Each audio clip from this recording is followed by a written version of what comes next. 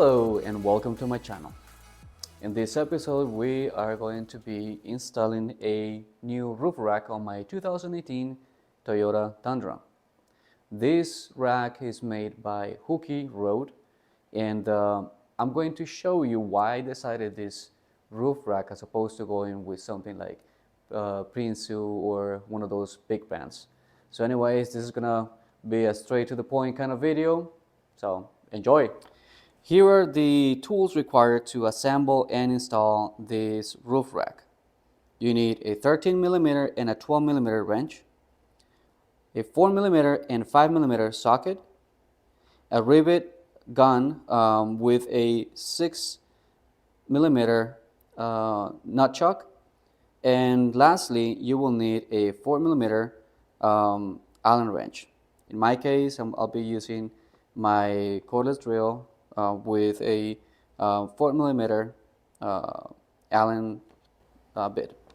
Alright, so now we're gonna unbox this rack, and I'll give you my opinion on the packaging and everything with it. So I had previously opened it, and one of the things that I noticed is that it doesn't have much padding on top, but that's okay. This thing has some plastic that protects it. The one thing that I did notice is that the LED pots, they were a little crushed, but they're in good shape. Nothing seems to be broken, and everything seems to be okay. I just wish they had put a little bit more padding, but it's not bad at all. All right, these are all the parts already laid out. The rack that I bought comes with 4 included LED pots. This one is different than the one for the Tundras from 2007 to 2013. Those have LEDs on the sides, which is also very nice. But anyways, the instructions that were included are for the previous generation Tundra. Regardless, this is pretty similar.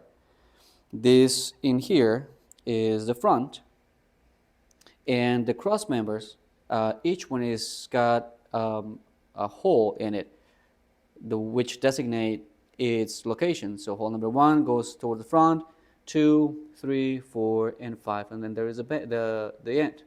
Now you have the side rails, and those are the brackets and the screws. So anyways, we're gonna set up a time lapse, that way this video doesn't go too long.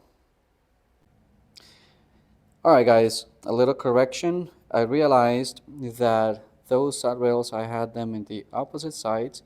So the truck has a curvature on the top, so this should go like this, okay? Anyways, it's not difficult to figure it out. One thing that I noticed is that all of the bolts are in the same bag. I wish they would have, separate them in their own little bag, but they didn't. Anyways, there is 2 types of bolts. These ones are the main ones. You're going to be using this for the cross members and for attaching the front member and the rear member. Anyways, the little ones, I also separated them, so it's easier for me to identify them when we're ready to install. All right, with that being said, we're gonna get started with the actual assembly.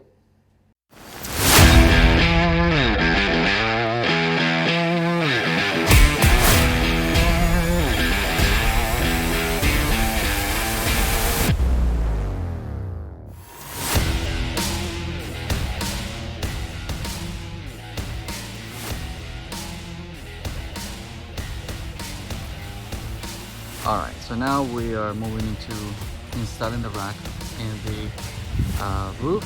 So what you do is you put the rack on top, okay? Once you put the rack on top, you make sure that the legs line up on the 4 sides. You drill pilot holes through the rubber, okay? And as you can see on mine, I have the 2 holes already drilled. Well, partially drilled. So anyways, what I did was I drilled pilot holes And you have to make sure that these holes go in the middle, otherwise you're gonna have a big hard time setting the rivet. Over in that corner I have one where it didn't line up in the middle, even there a little closer to the edge, and that didn't allow the rivet from sitting, and now I have to either weld it or do something else. But anyways, be mindful of that. Once you have your holes drilled, put a little bit of RTV silicone, as I did on these ones, and then on the screw. Alright guys, one more thing.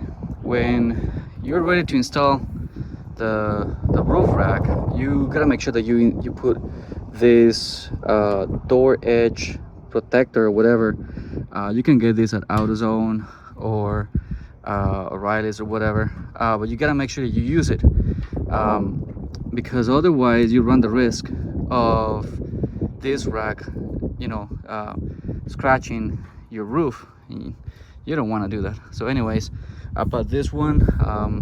I paid like $12 for it for like 18 feet, so it's not that expensive, and it will definitely give you some peace of mind. So yeah, go ahead and do that. I tried to install it without this trim, and I put some scratches on my roof, which it's kind of a bummer, but at the same time, it's a learning curve. So anyways, don't be me.